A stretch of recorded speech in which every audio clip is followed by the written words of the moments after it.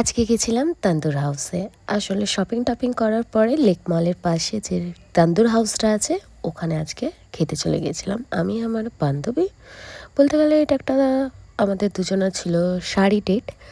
ঠিক আছে, তো দুজনে মিলেই যাই। এখানে আমি যা নিয়েছি সমস্ত কিছু কম্বো। এই কাবাব প্লেটেরটাও একটা কম্বো, তারপরে এই বিরিয়ানিটাও একটা কম্বো ছিল, যার মধ্যে দুটো কাবাব ছিল, চিকেন বাটার মশালা ছিল, তারপরে সাথে নান নিয়েছিলাম। তো কাবাবগুলো প্রচণ্ড ভালো টেস্টি ছিল। প্রথম কথা প্রচণ্ড টেস্টি ছিল।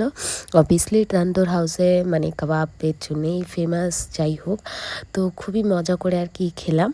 তারপরে যেটা হচ্ছে গিয়ে এই বাটার মশালা আর গার্লিক নান, উফ দারুণ কম্বোটা ছিল।